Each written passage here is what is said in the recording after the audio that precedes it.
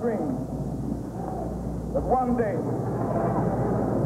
this nation will rise up, live out the true meaning of its creed. We hold these truths to be self-evident, that all men are created equal.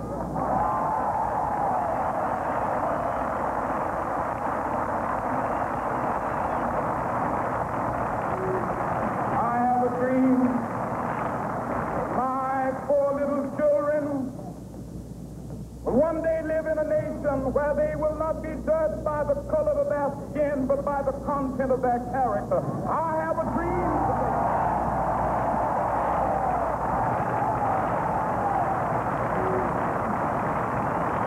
With this faith, we will be able to work together, to pray together, to struggle together, to go to jail together, to stand up for freedom together, knowing that we will be free one day. This will be the day when all of God's children, black men and white men, Jews and Gentiles, Protestants and Catholics, will be able to join hands and sing in the words of the old Negro spiritual, free at last, free at last, thank God Almighty, we are free at last.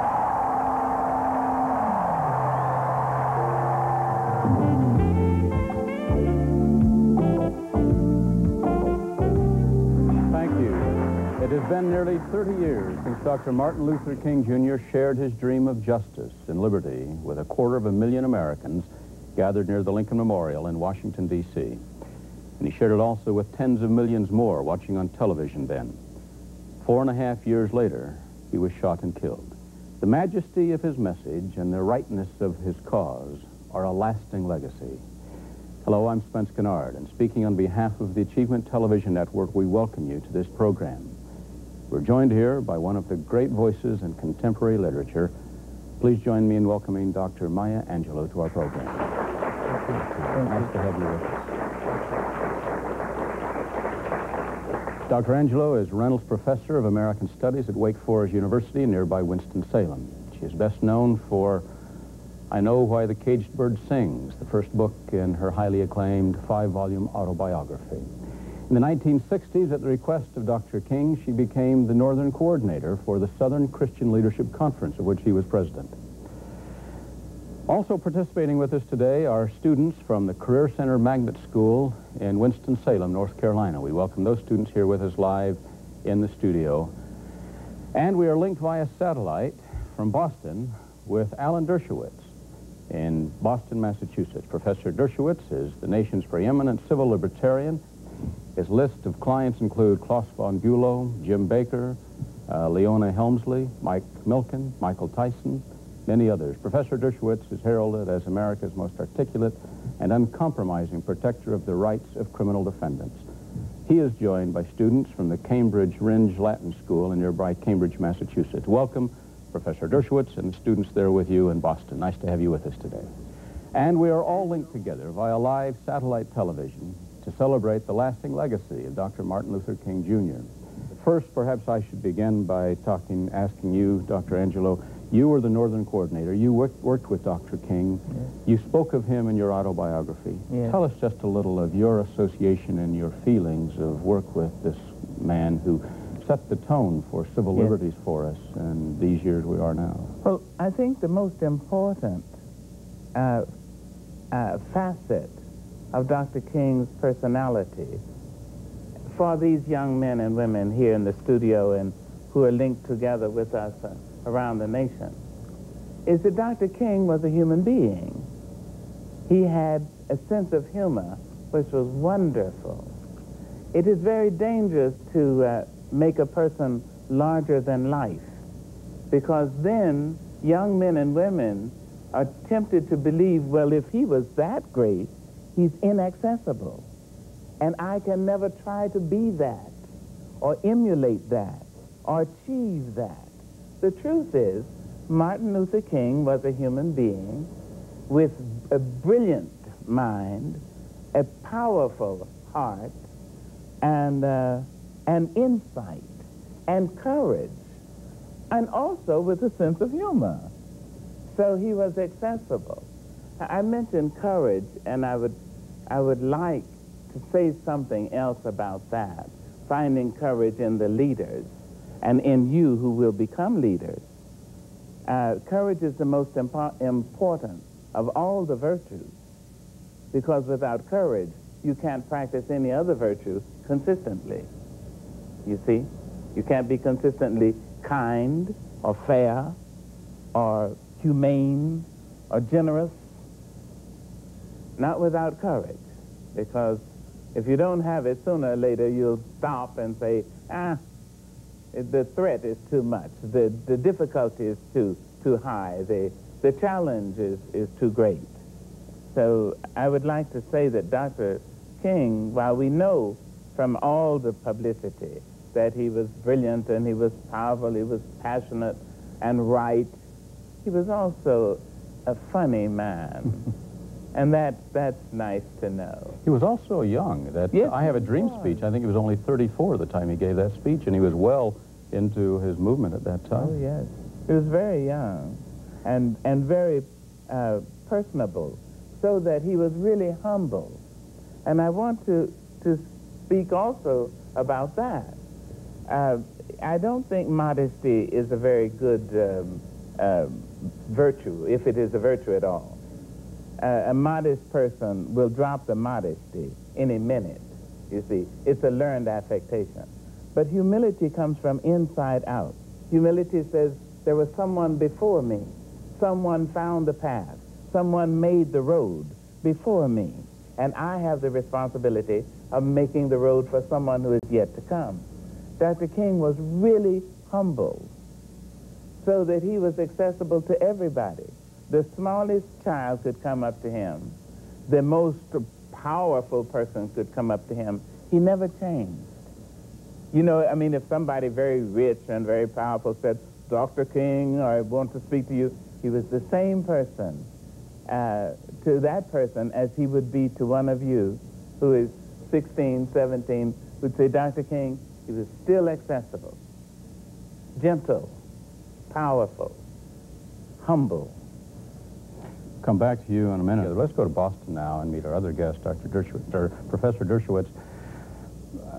Alan, you're from Massachusetts, and Thoreau wrote of civil disobedience and talked of that. That was Dr. King's great message, was nonviolent protest. Can you tell us about the history of nonviolent protest and your views of that as a civil libertarian? It takes courage to be nonviolent and to put your own life at risk when you know that your cause is just. And Dr. King, who I was privileged to hear, I was at that I Have a Dream speech. It was one of the great thrills of my life.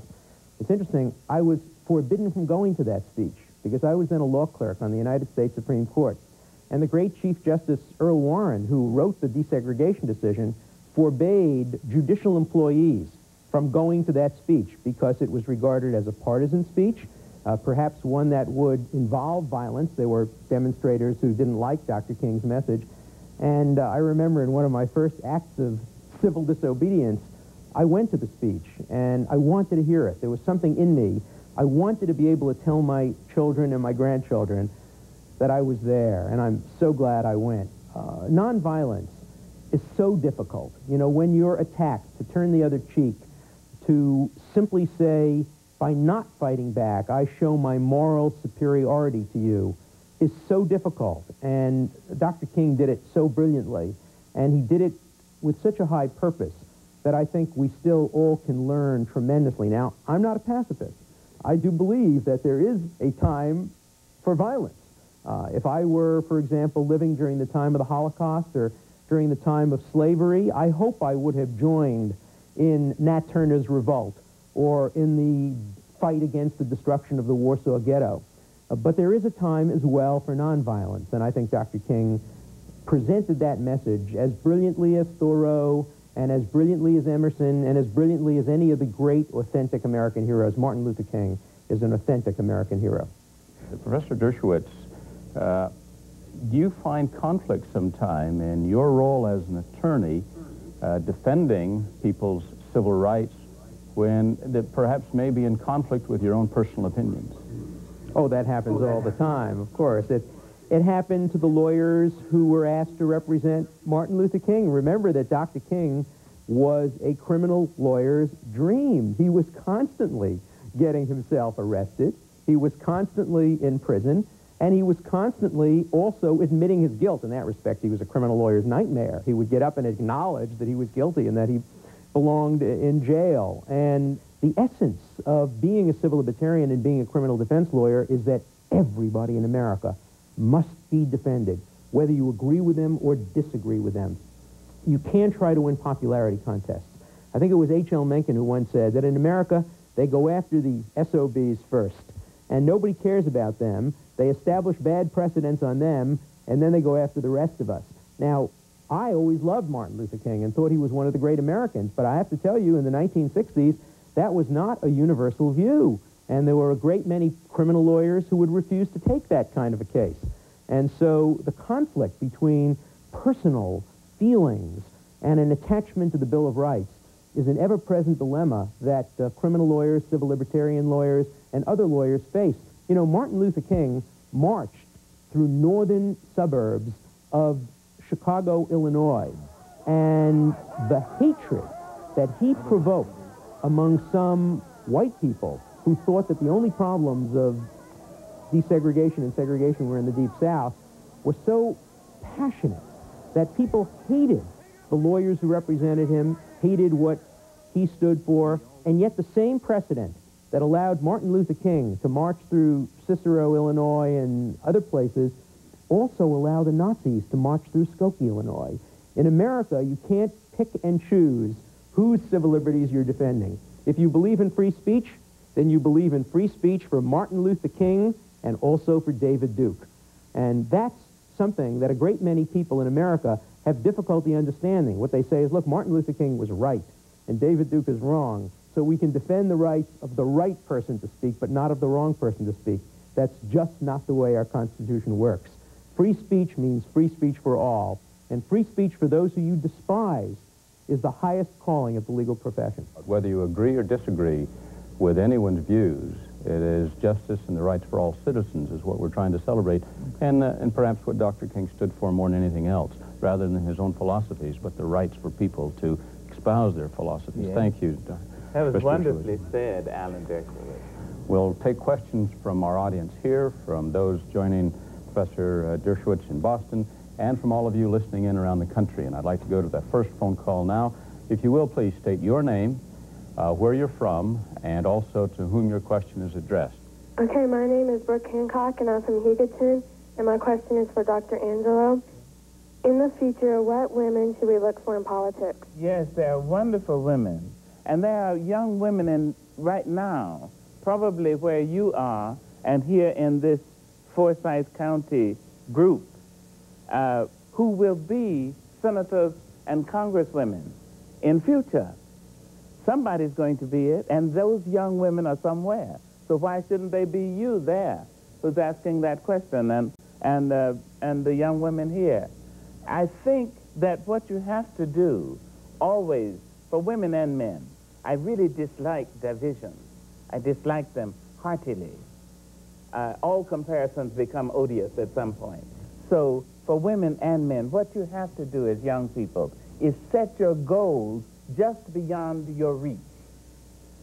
Not so far beyond that you become frustrated, you understand, and think, I'll never get it. But just beyond, just an inch beyond, and keep stretching toward that goal. And certainly you should be one of the first women in your family to be in the White House. Why not? We have a good thought here with one of our students here from Winston-Salem. Yes, I have a question for both Dr. Angelo and Professor Dershowitz. There's been a lot of controversy about affirmative action and quota systems, and I was wondering if you had any thoughts on those issues.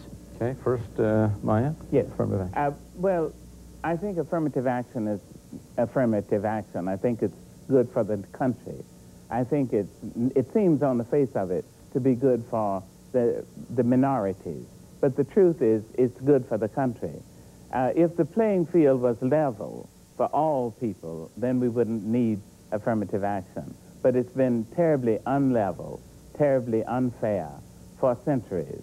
And in an effort to level the playing field for all people, we need Head Start and affirmative action and other attitudes and positions which will really cause us to see our nation as our nation and to cause us to be seen, at least striving for the level which the forefathers said they strove for.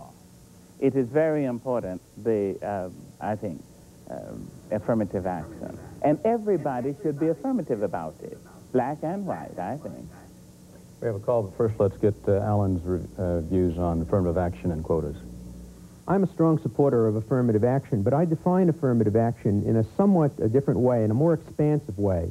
I would not like to limit affirmative action only to a racial and gender and ethnic diversity. I would like to see us be more inclusive and include in affirmative action individuals who've had to overcome significant handicaps. So a person, whether he be white or black, or whether he be he or she, if that person has had to overcome very significant handicaps, whether they be physical handicaps, emotional handicaps, familial handicaps, I would like to see people judged not only by where they are at a particular time, a snapshot, but by a videotape, which starts by where the person came from, how much the person had to overcome, and where the person has gotten to. I think that really reflects what Dr. King said when he hoped and prayed that his children would be judged not only by the color of their skin, but by the makeup of their character. I think that's the goal we all really hope to achieve, and we can have reasonable disagreements about the means toward achieving those goals, but we should not let those disagreements in any way denigrate the achievements of people who have made it by affirmative action, with the help of affirmative action. Some of the great leaders of this country have been able to prove their leadership through affirmative action. So I hope we can achieve the benefits of affirmative action without in any way seeing it as a divisive factor, bringing people apart rather than ultimately bringing them together. Okay, thank you. Let's go to Charles in Sacramento for a question. Okay, my name is Charles, and I would like to ask Dr. Maya Angelou a question. Please. First of all, I'd like to commend you on your fantastic series of autobiographies and the books of inspirational poetry. Thank you. My question is this. Do you think Dr. Martin Luther King would be happy with the current state of civil rights if he were alive today? No, I think he would be as active in 1993 as he had been in 1963. I think that it is not, the statement is, in evil times, the only place for a moral person is on the ramparts, in jail, or in exile. And so certainly when other human beings' rights are being denied, Dr. King, and I would add Malcolm X, and I would add Medgar Evers, and certainly some of the most activists active of the Kennedys, and a number of other people, Fannie Lou Hamer and others, would be marching, or whatever would be effective at this time. Marching might not be the thing for 1993. There might be a necessity to devise a new and other way to deal with inequities in our society. But I'm sure that Reverend King would be doing whatever was necessary and whatever would be effective. Let's go back to Boston. I think there's a student there with you, Alan, that has a question. This question is directed to Alan. Who motivated you into becoming who you are today? Oh boy, that's such a hard question. Who motivated me? It's interesting. I come from a very close-knit family and a very religious background. I was brought up as an Orthodox Jew in Brooklyn, first person in my family ever to go to college or to become a professional. My parents motivated me tremendously, but the challenge of America motivated me. I mean, I was brought up by parents and a grandmother who came from Europe and who used to take me every July 4th to the Statue of Liberty, and with her very thick accent and her imperfect knowledge of American history would make me stand and look at the Statue of Liberty and give thanks to America for everything that it gave to me and my family and my people. My grandmother was the victim of pogroms, that is, racially motivated attacks in Poland. She came to America because it was the land of the free and the home of the brave, and because she believed that the sidewalks were paved with gold and there was tremendous and great opportunity. And she always told me, you have to give back to America what America has given to us. And so there was a challenge. There was always a challenge, as Dr. Angelo put it, to achieve a little bit more than you were capable of achieving. In my case, I have to make this admission. I don't want anybody to learn from me. I was not a very good high school student. I was not very motivated in high school.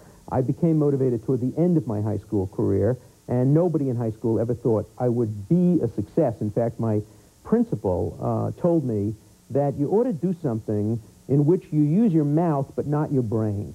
And the yearbook entry, in my case, said that I had a mouth of Webster and a head of Clay, and they didn't mean the great American patriot Clay. And so nobody predicted for me that I would be a successful lawyer, but the challenge was always there. And my parents always said, you know, don't believe the negative things they tell you. You can do it, and you can really make it. And here I am, 54 years old, and I'm still trying to prove myself. So you never get over that challenge. We'll be going back to Boston in just a moment and see a tour of how Alan Dershowitz has proven himself and what he does at Harvard Law School, and a little history, a little background on how the legal system works. But first, let's come back here to our studios here in High Point, Greensboro, for a question from one of our students. And please state your name. I'm Brian Wingate, and I have a question for both Dr. Angelo and Professor Dershowitz. You're both talking about dividing factors in America, and how do you think the recent events like the Rodney King beating and Malcolm X, how greatly do you think they've affected race relations? Well, I think that one has to see what came first. I think that the Rodney King beating came out of the bad race relations. The Rodney King beating did not then cause only. It was caused by the sad state of race relations in our country. And I'm afraid that a number of people can be charged with the sad state of race relations in our country. And I mean that leaders are responsible for a great deal, because we have, as a people, we have in many cases given over, ceded our own independence and our own thoughts to leaders. And if leaders then mislead us, we tend to follow, unfortunately. I do hope that young men and women who are watching this program and these programs will, and others who you will talk to, with whom you interact, will start to think for themselves and start to take responsibility for their own thoughts. At present, we are not doing a very good job, except in the last election. We haven't done a very good job of thinking for ourselves.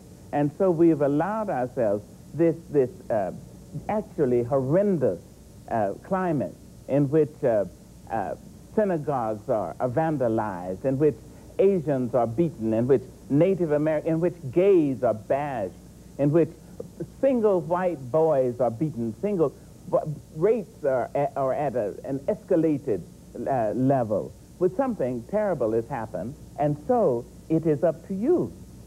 There it is. This is why this program, this channel, why Dr. Dershowitz, Professor Dershowitz, and I and others who care for you, this is why the programs are offered, so that you will take your individual responsibility to think for yourself. Alan, you have a comment on the young man's question. Well, I want to emphasize and underline what Dr.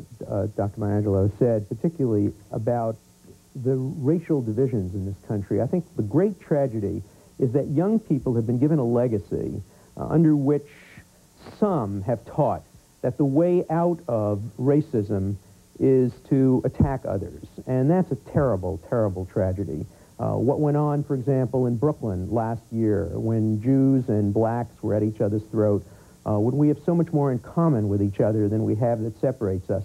What brought us to this? When you look at the Rodney King situation, that was just an instance captured on video of an event that occurs in America every single day. Policemen harassing blacks in inner cities. How many people know that in the United States of America, capital punishment is used in a way so that if you're a black who's killed a white, you're 10 times more likely to get the death penalty than if you're a white who's killed a black? We so undervalue African-American life in this country. We so undervalue gay life in this country, Asian life in this country.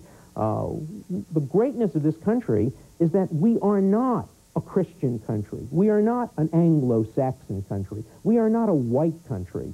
You know, a majority does not a country make. If a majority a country made, we would be a woman's country, because we are a majority of women in this country. We are the most diverse, heterogeneous, multicultural, multilinguistic, multi-religious experiment in the history of the world.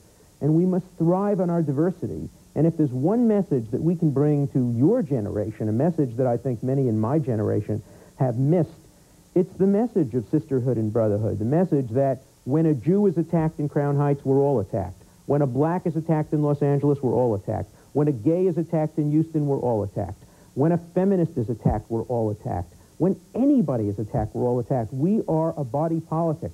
And every wound on that body politic is something that continues to infect us forever. And if we could work together to avoid racism within each of our groups, among our groups, and understand that we have to thrive on our differences rather than use our differences to separate, then maybe the horrors of the Rodney King situation will have turned to some positive result.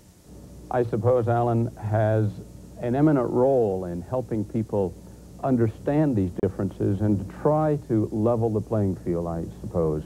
And what we want to do now is take a look at what you do there in teaching at Harvard Law School, and we're going to go on a short tour of the Harvard Law School. Joining Professor Dershowitz will be two students from Cambridge, Samantha Spitzer and Ronnie Doughton, as they take this walk through the Harvard Law School.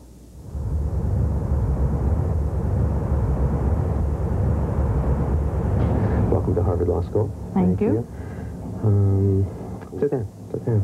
Talk for a second. Law is a fascinating profession. I practice a particular aspect of law called criminal law, which is very specialized and very specific. Obviously, it involves people who have committed crimes and who are in deep trouble, and they come to me for help. And I'm very lucky that in this office, through this office, come some of the major criminal cases. And every day I get about 100 pieces of mail and probably another 100 phone calls from people who are in trouble. Well, I saw some of them on your door, and I have a question regarding a specific item. I saw a burned Israeli flag, and obviously that's, well, I find it to be anti-Semitic. How can you have something on your door, and also as well as other letters which have swastikas and derogatory language towards Jews? How can you have something like that on your door without it being seen as offensive? Well, I intend it to be seen as offensive. We live in a world in which a lot of offensive things exist. And I don't believe in censorship at all. My belief is that if there are problems of racism, problems of sexism, problems of anti-Semitism, problems of homophobia, I would rather see those problems out in the open where we can debate them and discuss them. And when I get an anti-Semitic letter, that flag came from an anti-Semite named Joseph Milaz Mirot, who is a very well-known anti-Semite here on the North Shore of Massachusetts. And he wrote a letter with it, describing me as a Jew parasite with a swastika on it. I think it's very important for my sheltered students who come from homes where there is no racism and no bigotry and no anti-Semitism, to see that it really exists in the real world. Part of the function of a university is education. And one of the major aspects of education is to learn more than you were able to learn in your own family. We all come from limited backgrounds. No matter how affluent our family may be or how multicultural our family may be, they're still limited by their own background. And when you come to a university, a law school, you meet with people who come from different limited backgrounds. And if you take all those limited backgrounds and put them together, you get an unlimited background. And part of the education that I want every Harvard Law student to experience is to read that door. That's part of their education at Harvard Law School. Let me show you a couple of things around the office, and we can continue our discussion. This is the door that I like students to see. It's really quite remarkable. I mean, here's a Christmas card with a swastika on it, sent to me from somebody who was a former high-ranking official of the United States Navy. And he sends swastika Christmas cards. If you'll notice one interesting thing, that much of the anti-Semitic mail is also anti-black and anti-women, that most bigots hate everybody except themselves. And that's what's so tragic when you see division today, sometimes like in New York City, between Jews and blacks, or between men and women, minorities. We are a common enemy, and we have common enemies, and it's so important, I think, to work together. One of the things we try to do at Harvard is to teach students through role models. And when I first came here, all of our role models were white males. And we've made a very conscious effort to, for example, introduce our students to one of the great lawyers in American history, Thurgood Marshall, who was, before he went to the Supreme Court of the United States, probably the greatest civil rights lawyer then practicing in America. This is the library. This is the heart and soul of the law school. This is vacation time. Normally, you would find every desk taken by an eager young student trying to be smarter than the next eager young student. This is the view that the new Harvard Law students get of the law. And you look around, and there's a woman, but she's the wife of... And she's lower, and she's smaller. right. But at least she's the first one. And that's the great Oliver Wendell Holmes. But here you have Thurgood Marshall in a place of real stature next to Louis Brandeis. So here, right here at the end, you have an African-American, the first African-American on the Supreme Court, and the first Jew on the Supreme Court. And they were among the two most respected lawyers in modern American history. Harvard Law School is the oldest law school in the United States. It was started before lawyers had to go to school. Remember, Abraham Lincoln never went to school. He just learned law, what was called reading law. He went to work for another lawyer, and the lawyer taught him how to be a lawyer, and Lincoln became a great lawyer, and the rest is history. This building is the original Harvard Law School. This white colonial building, and it started, I think, in the 1830s, and it had, as you might imagine, a handful of students. People didn't go to college first. They just went to law school, and they read law. Then law schools began to really grow, and Harvard moved to this building, which is a very famous architectural building done by a world-renowned architect. And so Harvard has grown. Harvard is now the largest law school, certainly in the United States, maybe in the world. You don't get very personalized education at Harvard Law School. As we'll see when we move into the classroom, it is a little bit like the movie and the TV show The Paper Chase.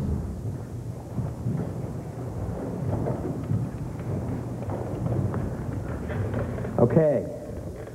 Now, Samantha, let's assume that you're a lawyer, just graduated Harvard Law School, started your new office, and the phone rings, and it's Mike Tyson on the phone.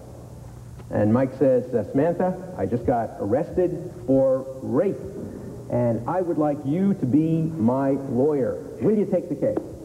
Assuming I'm a defender? Assuming you're a lawyer, you take all kind of cases. I don't think so. I would be interested in being a prosecutor, and I don't think that I would be able to take a case that I morally did not feel I could handle or was correct. Well, what would you need to feel that you could morally handle the case? What if you felt that he was a victim of racial discrimination? Would you take the case then? Not if that was not what the case was about. Well, couldn't you make the case about that if you felt it was a case of racial discrimination? I could, but if it involved rape, I know that personally I would not be able to defend somebody who was accused of rape. Accused of rape? What if he was innocent? I still would not be You able think to. rape is so heinous a crime that even innocence should not be regarded as a defense?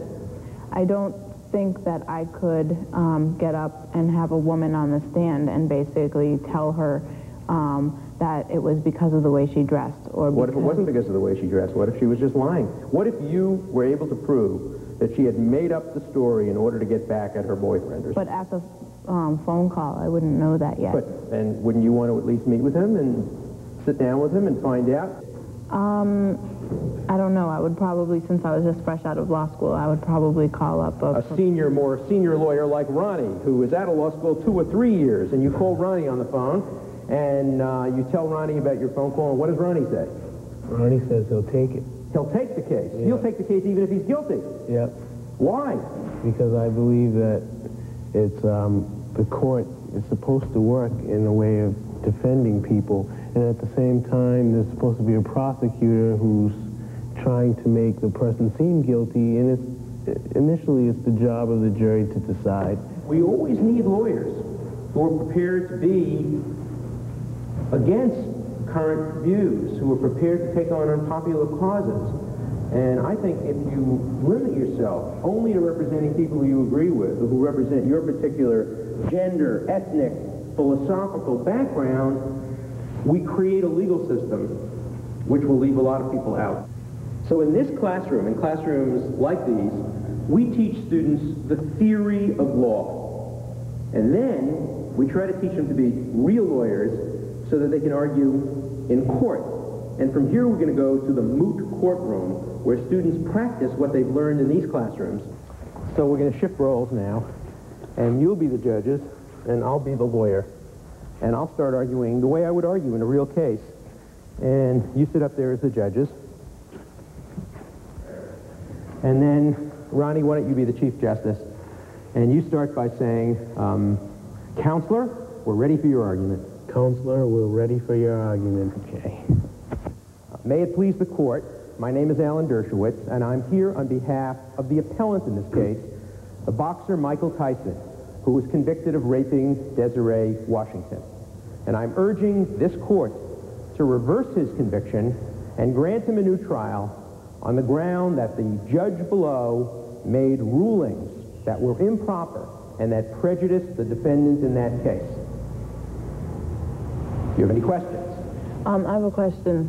Wasn't the case decided by a jury, and why should the jury's decision be overruled? Your Honor, that's a very good question. The jury did hear all the evidence in the case and did render a judgment of conviction. But our position is that the trial judge kept some evidence from the jury that they should have heard. For example, there were 3 witnesses who saw Mike Tyson and Desiree Washington necking in the limousine just before they went to his hotel room at 2 o'clock in the morning. And the judge kept those 3 eyewitnesses from testifying in front of the jury. What we would like is a new trial at which a new jury could hear all of those 3 witnesses. That's the way the system works. It's called the adversary system, because you have a lawyer on each side, and then you have the judges resolving it. Well, now you've seen basically how the legal system works from beginning to end. We were at my office earlier, and you see the letters that come asking me to take a case, and then you saw the library where we go to research case, then the classroom where you teach students about the theory of the law, and then the courtroom, finally, where the case gets resolved. What we haven't seen are, for example, the legislature, where the laws get made. But the legal system is very complicated. Why don't we go out and we can continue our discussion. And the other important thing, going out, is symbolic, too, because a lot of laws decided, not in buildings, but outside in the street, you know, where you need good investigators to be able to figure out what really happened, private investigators, where you do your own investigation. Oops. I hope I've encouraged you to maybe think about law. And thank you very much, Alan, for that tour of Harvard Law School. You showed us that picture you have in your office of Thurgood Marshall. When he was an attorney, before he was a Supreme Court justice, he argued in the case of Brown versus the Board of Education in Topeka. It's interesting that much of our early anti-segregation movement in this country started in the halls of education and schools. How do you think Thurgood Marshall influenced that, and how has he influenced your life? Apparently, you have a great deal of regard for him. You spoke of him often during that tour. Oh, I think Thurgood Marshall was one of the greatest lawyers in American history. He created a whole new approach to civil rights. The way he organized the school desegregation cases, his brilliant ability to realize that you have to start at the kindergarten, even before, that the way to create equality in this country is from the lowest level up and at the youngest age up. And he had no precedent. I talked about precedent there. He had no precedent in his favor. The precedent was Plessy versus Ferguson, an 1896 case which said that it is okay to have separate but equal, which really meant separate but unequal, because blacks never had equality under the separate but equal doctrine. And he chipped away at it, case by case. And he had incredible passion, just the very virtues that we were talking about before. So Thurgood Marshall is a great man who will be remembered for many, many centuries. Thank you for that background and your views of the great jurist. Question here, this young lady. Put the mic up so we can hear you, please. I would like to know, in your opinion, what was the differences and similarities between Malcolm X and Martin Luther King? Now, first, what is your name? Masani. Masani what? Gilliam. First, Malcolm X and Martin Luther King were much more alike than they were unalike. Their methods of achieving the ends were different. Martin Luther King had been influenced by Mahatma Gandhi and the concept of nonviolent struggle. Malcolm X had been influenced by the head of the Nation of Islam, Elijah Muhammad, and of course had lived a different life too, had lived in the streets and in prison. So his modus operandi was a different one than Martin Luther King. But essentially, at heart, they were very much alike. They wanted the best for their people. Now, Malcolm said for his people, but he changed too. And if you read the autobiography of Malcolm X by Mr. Haley, you will see toward the end of the book where I am mentioned in the book. Because Mr.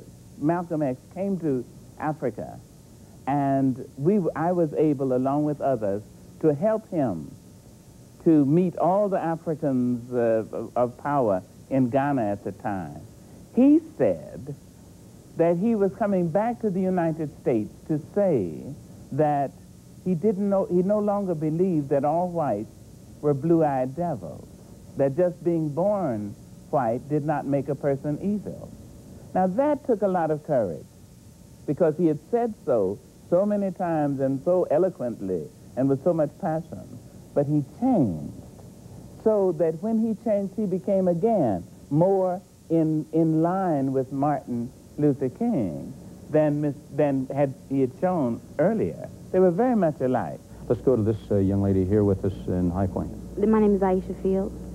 This question is about multicultural learnings in the classroom. We've heard a lot of people say that if we learn about each other's cultures, we will better get along. However, I feel that education in this country breeds white superiority. Let me respond especially to a very sore spot, and that is the negative aspect. The truth is very important. No matter how negative it is imperative that you learn the truth. Not necessarily the facts. I mean, that can come. But the facts can stand in front of the truth and almost obscure the truth. It is imperative that students learn the truth of our history. However sad, however mordant, however terrible, we must know it. The only way out of something is all the way through it. You must see it, read it, study it, and then you can pass through it. You see, it is imperative that young white men and women study the Black American history. It's imperative that blacks and whites study the Asian American history. You should know that the Asians built these railroads that they were brought here, as Maxine Hong Kingston said, to Gold Mountain in the 1850s and 1840s, unable legally to bring their mate for 8 decades. It's important that you know that. Otherwise, how can you make friends? Only equals make friends. You see? You need to know what happened. Mr. Dershowitz mentioned the pogroms. You need to know what happened in Russia and in Poland and in that area. You must know it, because you are living next door to being taught by or going to teach or marry somebody who is a descendant from that group of people. You need to know it. Don't hesitate to learn the most painful of aspects of our history. Understand it. In fact, one of the problems with some of the other countries and cultures in other countries is they don't teach their own history, and that has created some of their civil problems in those countries. Let's go to Alan, and I think you have a student there with you in Boston with a question. Let me just make one very quick response, and that is I completely agree that we must benefit from multicultural experiences, but don't let anybody ever tell you that multiculturalism means that we don't learn mathematics, that we don't learn computer technology, that we don't have the tools that are necessary to become equal citizens in this country. We need not compromise between excellence in education and multiculturalism, because multiculturalism is excellence in education. Let's quickly take a question from the young man here in Winston-Salem. Yeah, in the 1990 North Carolina senatorial campaign between Jesse Helms and Harvey Gantt, there was a Helms campaign ad that showed a white man getting rejected for a job due to affirmative action. And Helms went on to win the election by a healthy margin. Could affirmative action, while attempting to level the playing field, actually antagonize race relations by making white people feel at a disadvantage? I think so. I think that Professor Dershowitz answered that very, very well in his statement that the affirmative action should be inclusive as opposed to exclusive. If it is inclusive, it looks after the rights of all people. Now, let me just say personally, I don't think that that ad had anything to do with Mr. Helms being elected. I think that there is a large percentage of people who talked a good talk, but when they went into the voting booth, they voted for Helms, and they would have done so without that ad. But it is a means of keeping people apart. I mean, that's just another way of separate and rule, divide and conquer.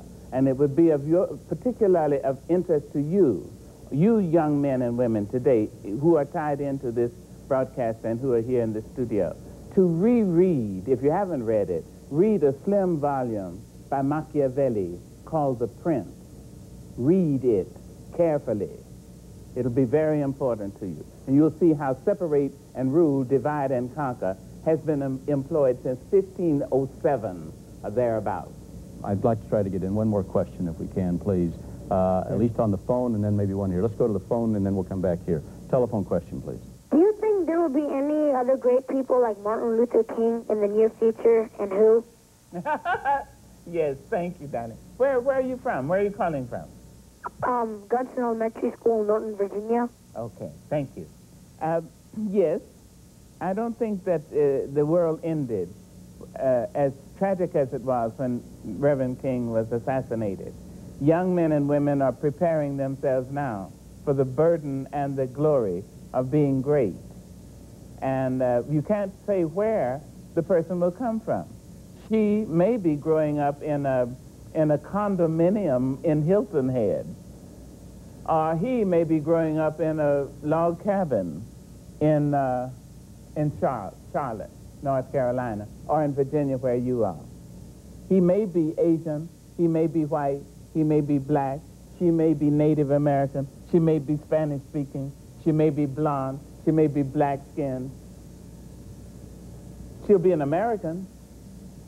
That'll be hot. Yes? She'll be an American, trying to live at the highest level. So don't become disheartened. Just create yourself. Have enough courage to invent yourself. I have a question, and it's about multiculturalism, but I don't think that multiculturalism is only inclusiveness, but it's also perspective. and I would like to ask Mr. Dershowitz, you were speaking about needing to protect everybody's civil liberties, whether it's a Nazi or somebody that you don't agree with or somebody that you think is right. And do you think that when we teach inclusive curriculum that we should tell the story from all different views, including those that we don't agree with? Absolutely. I think there's no right and wrong way of looking at history. History is very much a matter of perspective. I also believe that classrooms are not massage parlors. You shouldn't come into a classroom expecting to go out feeling good about everything. And we shouldn't lie about history and make all of us feel wonderful about all the achievements that we've accomplished historically. We should tell, again, Maya Angelou put it so well, the hard, difficult truths. The fact that we did exploit each other in building this great country.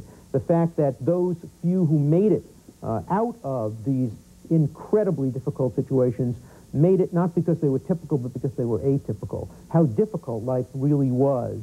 So I don't think the function of education is to make people feel good about their background, but to make them understand the reality of the background. And taught that way from a hard, tough, analytic perspective, multiculturalism is excellence in education and not a compromise with excellence in education. Thank you. And Maya's just clenching her fist and agreeing with you wholeheartedly, Al. I wish we could just go on, but time is short. I'd like to get in a couple more questions. I think we have one on the telephone from somewhere. Please, are you there? Yeah. Go ahead. Your name and where you're from, please. This is Jill Lowry and Stacy, and my question is to Maya Angelou. And do you think that the Black Entertainment Network, it shows prejudicism because they don't want to watch the same stuff as white people? And also, what do you think about black people and how they're portrayed on white TV? Well, black people on white TV, mostly it's in color. I couldn't resist that. Let me answer that first. Very few of the producers, directors, and writers on television are black. Quite often, roles are written by people who've never shaken hands with black people and who, for the most part, don't know anything about the real culture. And then black actors come along and enact these roles written by somebody who doesn't know what he's talking about or she's talking about. The black actor wants the role, so he then enacts this caricature of himself. For instance, that person who used to go, "Dynamite!" In my whole life, I've been black a long time. I never heard any black person actually say that, you know, in real life. But now we are coming along. We do have Debbie Allen. We do have Bill Cosby. We do have Duke. We do have directors and producers and writers who are writing more realistic. I mean, not totally. I don't think television can stand totally realistic anybody. You know, very few whites are really totally realistic on television. But I think we are doing better, but we'll not do better by simply sitting. We must press, always press. You must be diligent and vigilant and brave. One final question here with our group in High Point. Okay, my name's Tamika, and what exactly does Dr. Martin Luther King's dream symbolize to you? I'm sorry? What does Dr. Martin Luther King's dream symbolize to you? What does it symbolize to me?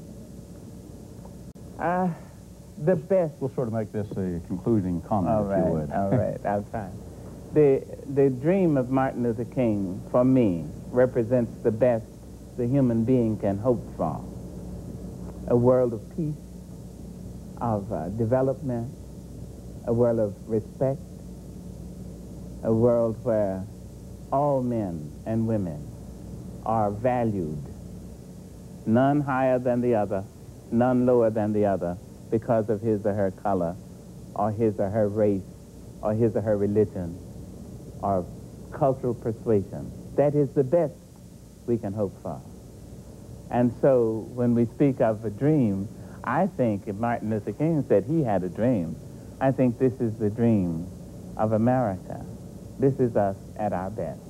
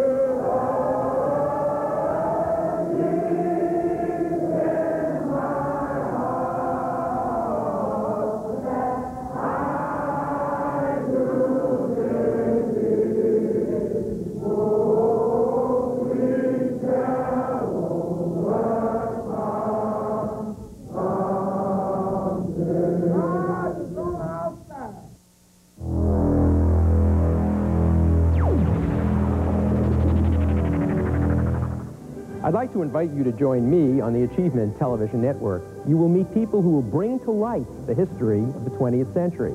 They will tell you how they made their great achievements and what they consider important in life. And you'll be able to ask them questions linked by satellite and cable and get answers to your questions. So join us on Achievement TV for this wonderful experience of learning about life from people who have truly lived it and who have made a success of their lives.